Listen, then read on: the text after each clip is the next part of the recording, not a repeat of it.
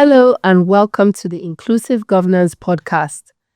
I'm your host, Esther Hadiza Ijiaku, and this is a space where we'll be discussing how governance can improve the participation, inclusion, and impact on the women, particularly the women in Nigeria. Today's episode is titled Why Women Matter, Governance and Impact. And I'm thrilled to have two outstanding women join me in the studio today. They have basically given decades of their lives in shaping governance and amplifying women's voices in decision-making spaces, particularly in Nigeria. With me in the studio is Mrs. Nneka Achelonu Egbuna. Nneka is a seasoned development expert with over 23 years' experience across the private sector and also the development sector.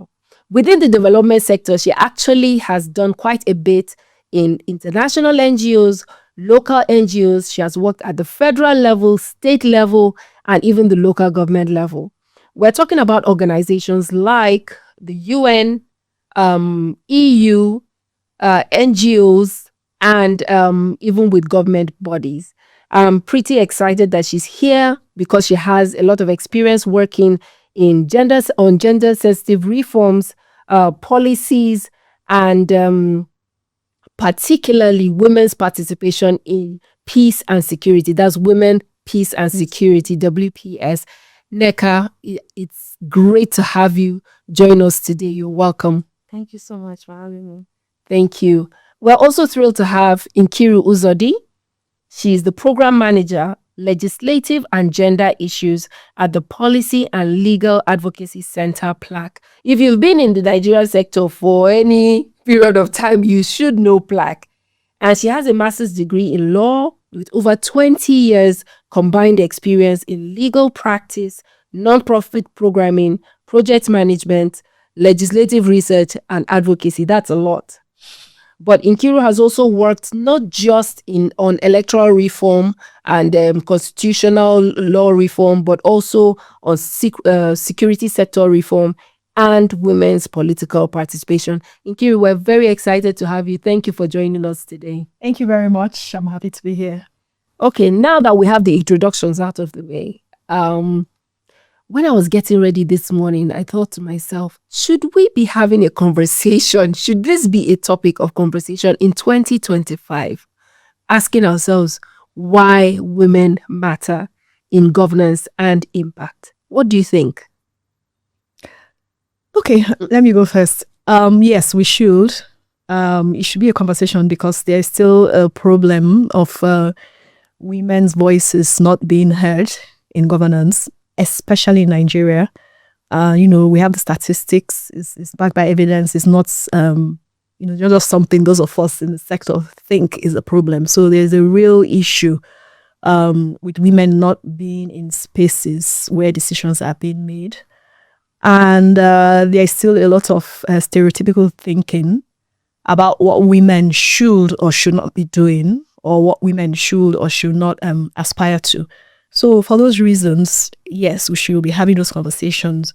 Ideally, no, we should have gone beyond that. Compared to the rest of the world. Yes, actually. Compared to the rest of the world has moved on. And even the rest of Africa, let's even start from, our neighbors.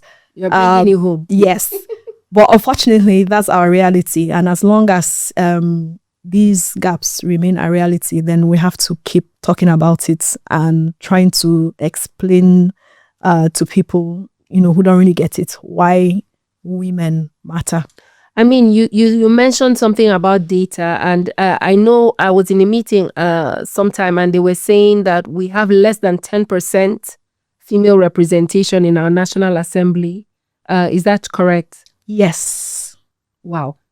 10 is even too, I think it's less than 10. About 4%. About 6 or 4%. Yeah. 4 and 6. Yeah, about 4. It's very, very low. Wow. Okay, so Nneka, why is women's representation in governance and decision-making spaces so critical in today's Nigeria? It's very critical because just like she has mentioned, Nigerian women make up just about half of the population. So it's like in a family, when you're planning and budgeting, going to market and all that, you're going to put every head together. all the heads together to be able to come out with your outcomes and all that. So it's a little bit one-sided when you plan and a lot of women, or maybe half of the representation is not even women. So you cannot speak on behalf of women, because in planning, you plan for the needs of the diverse people you have on board. If it's men, you plan for the needs of men. You plan for the needs of women, whether it's in education, in healthcare, in policy making, financing, and all that. So if you don't have the critical voices that can speak up on what is required, what a woman needs to make the decision making more balanced and to put budgets where they're supposed to be, I believe many policies are not really going to work out. They're really going to fail. So it's really critical, considering this is 2025. Wow. Okay, so Nkiru, from your perspective, if we say we want impactful governance, where women are meaningfully included, what will we want to see? What does it look like? For me, women have to be at the decision-making table. I think that's what it means. If we want impactful governance, women have to be where decisions are being made. And I'm talking about appointed positions, like ministerial positions, heading agencies, elected positions. Women should be able to contest and run. They should have an opportunity to share their talents, to contribute their ideas and contribute their voices. Decision making is very critical. We run a democracy. Not everyone, can come to the market square and speak. Not everyone can go to, for instance, the Parliament or the National Assembly and speak. So we have to have people speaking for us. That is what democracy is all about. You elect people, you send people like, okay, go and represent us.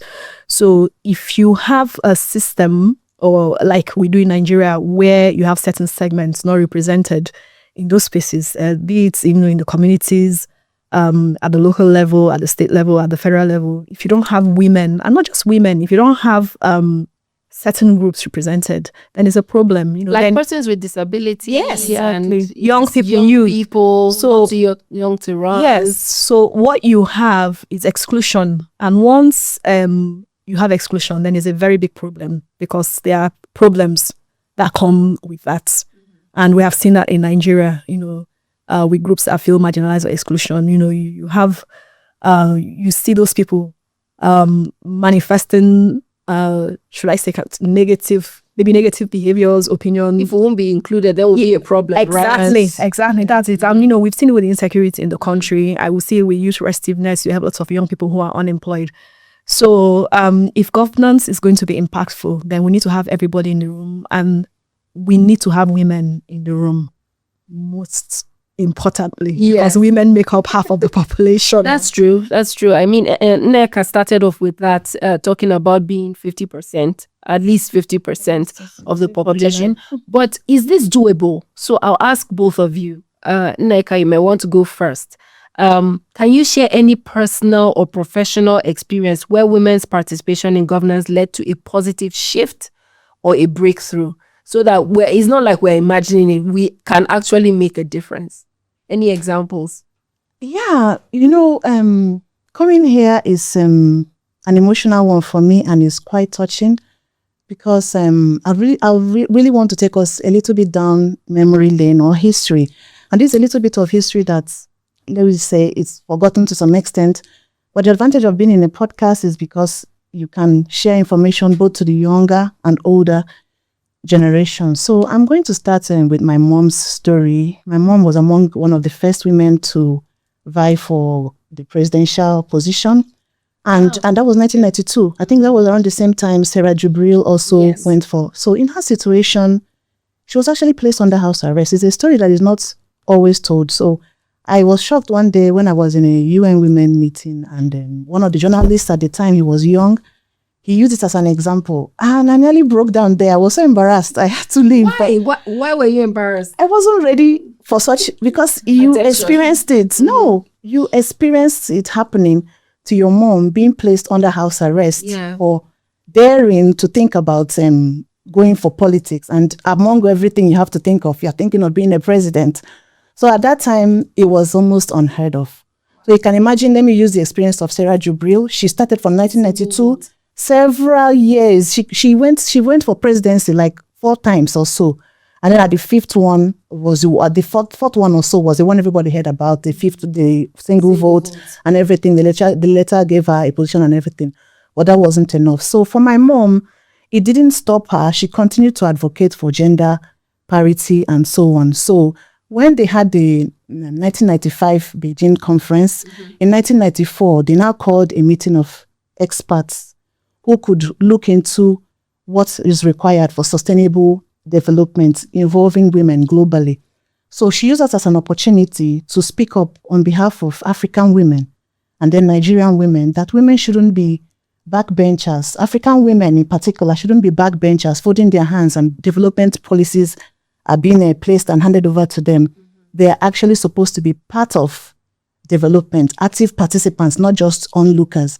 So it was called the Road to Rio, Cairo, and Beijing. It's hardly spoken of.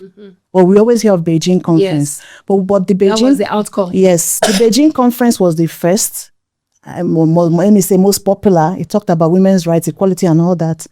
Then there was a Rio conference. The Rio conference started to talk about, I think, population, impact of population on sustainable development. Yes. Then the one on Cairo spoke about environment and sustainable development. So their activity in 1996, after the Beijing conference, was to put in all the results from all these workshops to be able to make a case for women's involvement in sustainable development. So she now, on her own part, there were two Africans in the meeting. She was the only Nigerian among the two Africans that were there. So she made a case for African women to be involved.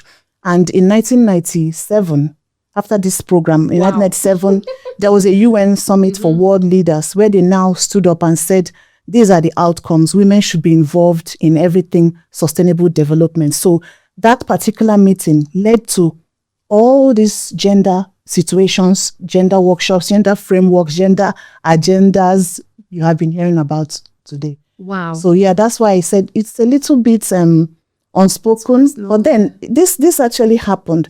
So for me, to respond to the question, I would say it's also governance, it's also decision making. Absolutely. If she hadn't been a woman or an African woman who had a cultural history because she's a writer and a lecturer, she wouldn't have been able to speak up for women.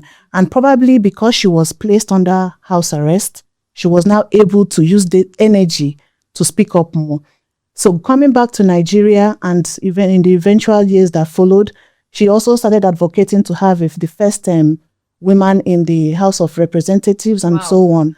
Now that does... It's a long history. Yes. But you know what? This really took me by surprise because even just thinking of the stories, I would never have imagined, the story that you shared now. And it's obvious that your mom harnessed some of she was resilient. Yes. She bounced back from some of the challenges that she experienced. But Nkiru, can you share any other stories with us or experience of the positive impact that women made? Yeah. Thank you so much for sharing it, Nneka.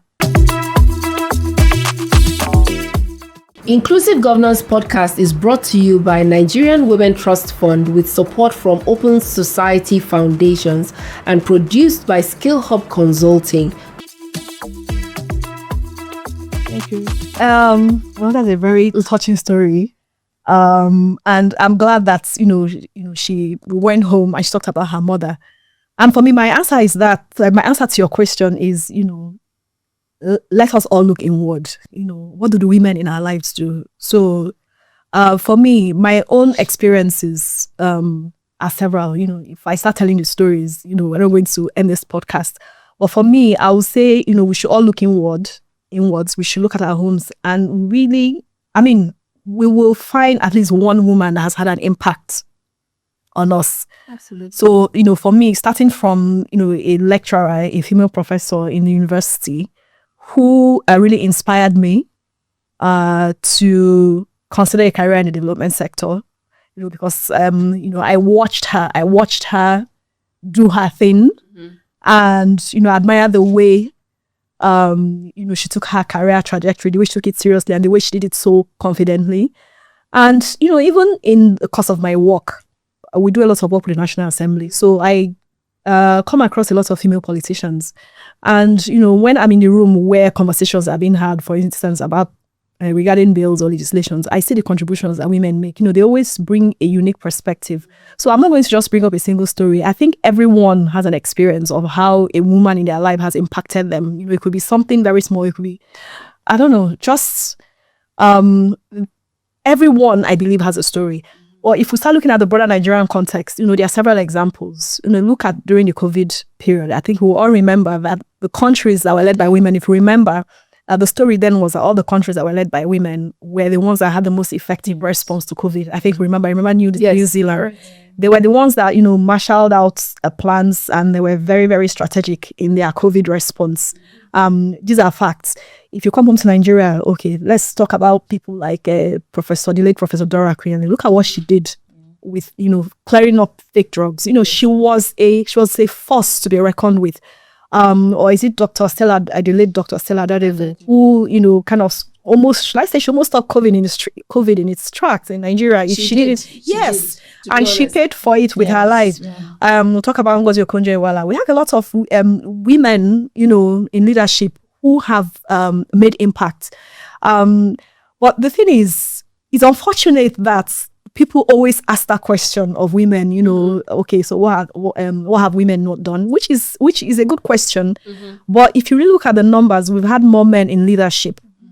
So for me, I feel those questions should be asked of everyone. What's the impact that this particular person in leadership is making? I mean, you just touched on you just touched on systemic barriers. Yes. So why do these systemic barriers always or continue to hold back women, and how can they be dismantled?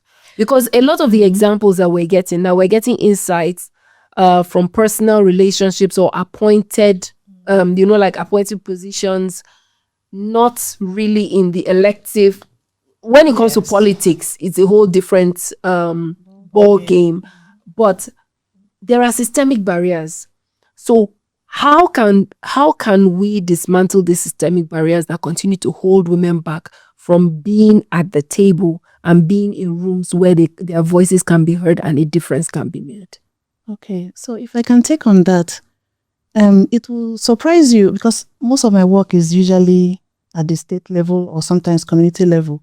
So it will surprise you how some people think sometimes, and you won't blame anyone because how you perceive something is how you're going to respond to it. So at the community level, people are more likely to speak up and voice in fact, they will throw you away or reject you when they don't want anything, rather than the way we behave maybe at the state level or federal level, because we're a little bit more diplomatic. But at the grassroots, you get it blunt.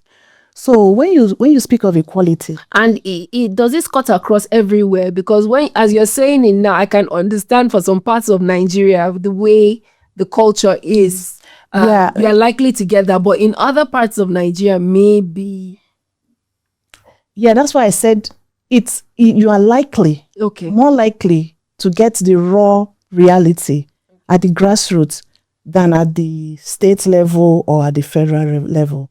So from my experience, when you even mention the word equality, some people just say they don't want. Yes. They send you away. Yeah.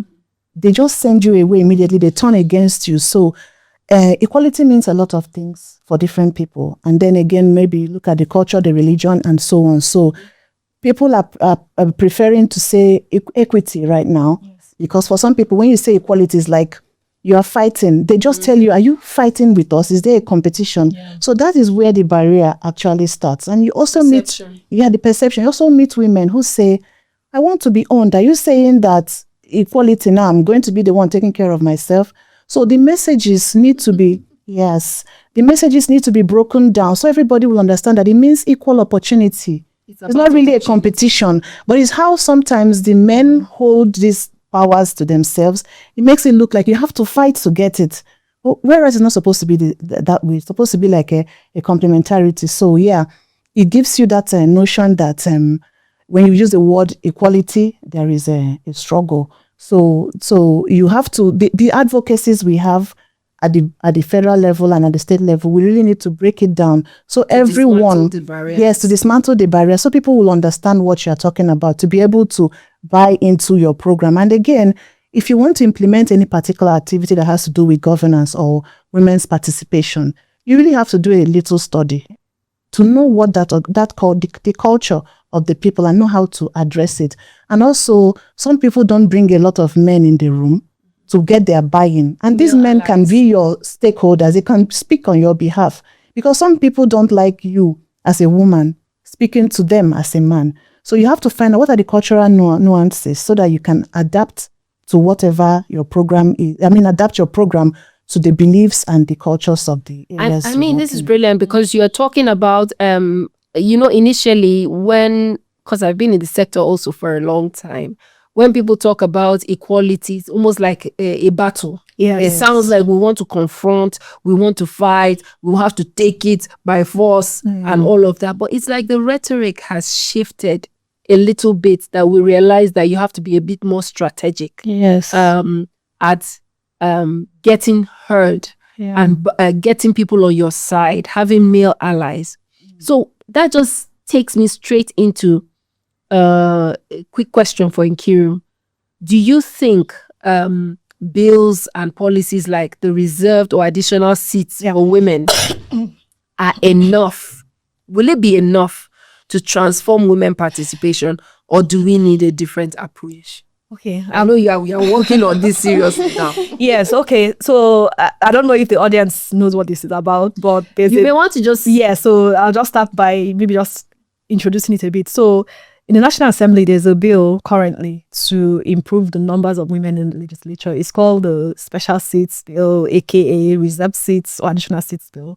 So it's a constitution amendment bill, and the whole idea is to create, designated seats for women, like women-only seats that only women can contest and run for. It's an affirmative action measure that is in use in other countries. It's not new.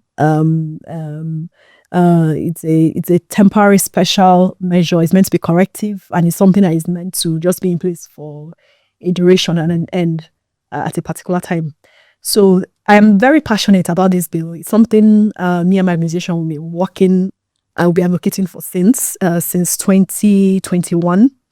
And right now there's a lot of buzz around it. I'm sure some people will have heard about it, some may not have heard about it. I believe that this measure is very strategic. I think it's going to work if it passes in terms of increasing the numbers, because numbers really, really matter in the National Assembly. People vote. Yes, and they count. So for people who feel, oh, why do they need to be there? It's symbolic. No, those numbers really, really matter. And when you don't have enough women in the room, it's really, really difficult to get, should I say, the critical mass you need to achieve certain policy outcomes. So in going back to your question, do I think it's going to work? Yes, in terms of the numbers, it's going to work. In terms of substantive reforms, I believe it's going to work, again, because numbers matter. And when you have, yes, it may not be enough, but for me, it's a very important step. However, it's not a silver bullet.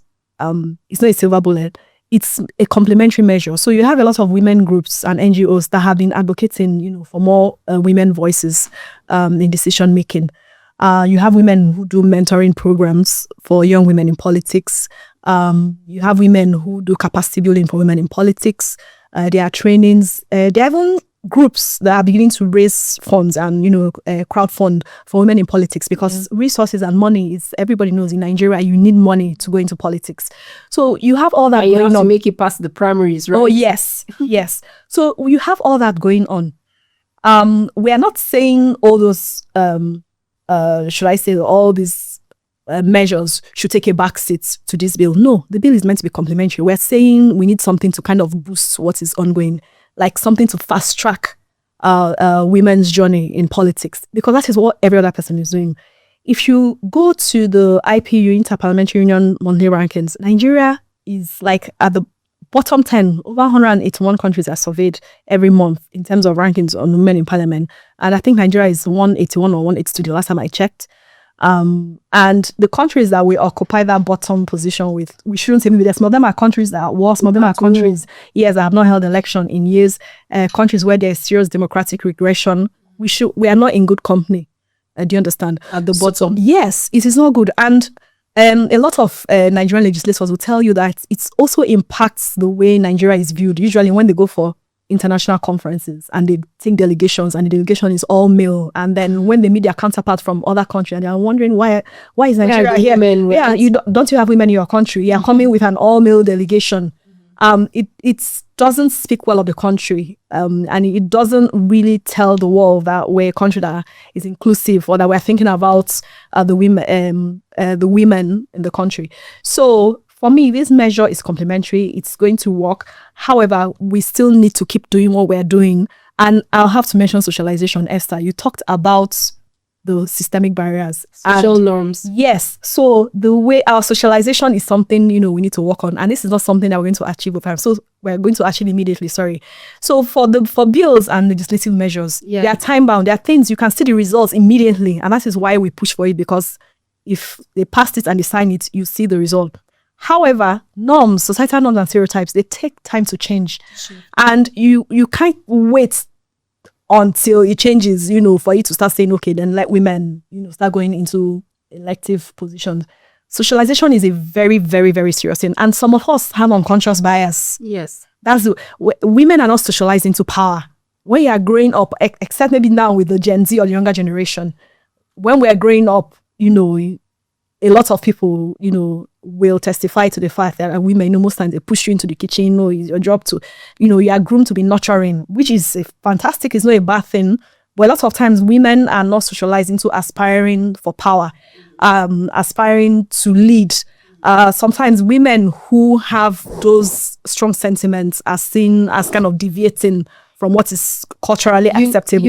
When you talked about socialization, I my mind went to Nneka, who is does communication work, and the fact that in communication you're really looking to address misconceptions.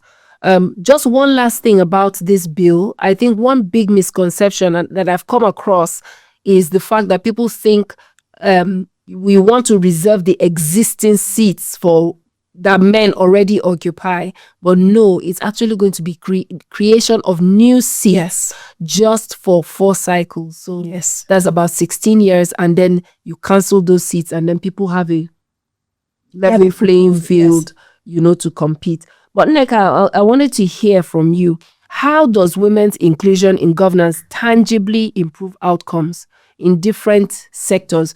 I would pick on peace building because you seem to be interested in women, peace and security. How does women's inclusion in governance tangibly improve outcomes in peace building? Like I said before, the planning has to be balanced. There have to be women in the room who are there to represent the voices of other women so that the needs of people, their real needs are met. It's easy to sit maybe in Abuja or in any office and develop plans and assume that, because this worked last year, it's definitely going to work this year. No. But you have to sit down and plan with everybody, whether it's persons with disabilities, whether they are girls, whether they are boys, whether they are men, whether they are women. Everybody needs to be represented so that their needs will be actually met. And meeting their needs means that when you're budgeting, you're also planning for those needs. Okay, talking of peace and security, how do you talk of peace and security? Let's say in a situation where somebody is menstruating, what do you do? Is the person at peace? The person can never be at peace. I think rape, and there are some gender-focused, like abuses that happen during insecurity that are targeting women. And all of that. Yes. So that's why even in some camp management, you need to have women there. Because if most of the people managing camps or dealing directly with IDPs, internally displaced persons, are men, you may have some incidents of abuse, and it may be reduced if women are the ones intervening. So, Nneka as well, we're talking about including women, but we don't, I think the big thing that people fight against is tokenism. They don't want it, just because she's a woman, you're supposed to come and fight for it. I also paid, I also fought, I also went through the trouble of getting elected. Why would a woman just get a seat and whatever? What would you say to those kinds of arguments on tokenism? What mechanisms of accountability are needed to ensure that women's voices are not tokenized? We're not just being invited so that we'll take the group picture and then the real meeting happens after we have left the room. but leads to measurable change. What can we do? So affirmative action measures are not tokenism.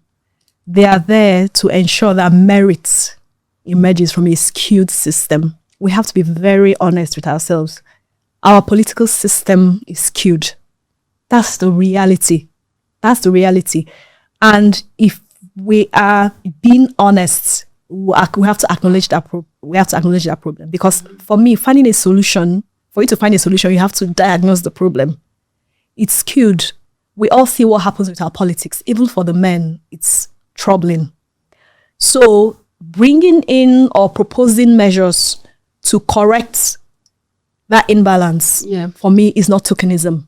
Because there are a lot of people in power. Existing inequalities. I will never forget something Honorable Nkoyo Toyo, she used to be a member of the National Assembly. There was something she said that had stayed with me. She said the challenge that women have is not that they lack capacity, that there are women in politics, but the challenge is transforming that power and that energy into winning seats. Yes. So there are a lot of women who are capable, who are competent, and who have the character to lead, to be in those positions. But you're not seeing them. They're discouraged because of the political environment. It's very charged. There's a lot of violence. We talked about women, peace and security. There's a lot of violence in our politics. Yes. Money, we talked about money. If you don't have a large war chest, you can't really do much. And then, you have people who are currently occupying political positions, who amass wealth and easy to run elections. So we cannot talk about, for me, that argument only comes in when there's a level playing field. When there's a level playing field, then you can tell me, using these measures is tokenism, but you don't have a level playing field. So I don't believe in that argument. However, what I will say to those people is that this is a corrective measure. The whole idea is to create that space for people who have the skills and capacity to emerge so they can compete fairly and squarely. That's one. And secondly, I talked about this being a complementary measure. This is not supposed to take the place of women and people developing their capacity, because you actually have to be prepared, male or female. Yeah. If you want to lead, you have to do your homework. You have to put in competence. Yes, you have to put in the hard work. So we are not advocating for that to take a back seat. We are saying, these two can coexist. These two measures can coexist. So, yes, people should do their homework. They should work hard. They should prepare for leadership. But at the same time, the government, or should I say the system, a system that is not fair or that is not well configured will not allow somebody who has merit to emerge. So if it means you tweaking it to give that person a fair chance to kind of, just stick up their neck. At least to compete. Yes, let the person now compete and then let them win on their merit, based on merit. So, I could go on asking questions and discussing on and on, but we need to we need to bring this to a close. What I'm wondering is, Nneka, what advice would you give a young woman that wants to get into leadership? What advice will you give her at this point on what to do and what to look out for? And then I'll come to you, Nkiri, to give the same advice, and then we'll wrap. Well, I will always encourage the young girl to have confidence in herself and to never give up. But also not to have her head stuck there in the clouds, like anything can happen the way she wants it just because she has been empowered.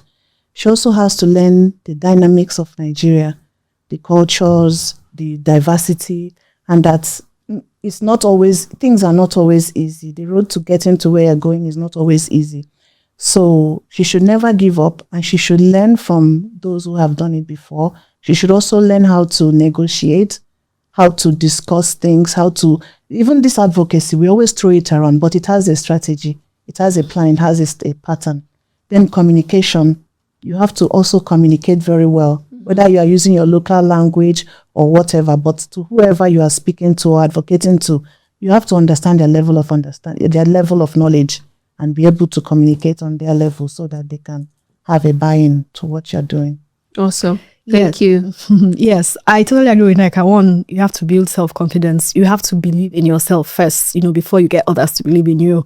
And sometimes it's something that takes time. And sometimes it's something that also takes age. an experience. So yes, I think self-confidence is one.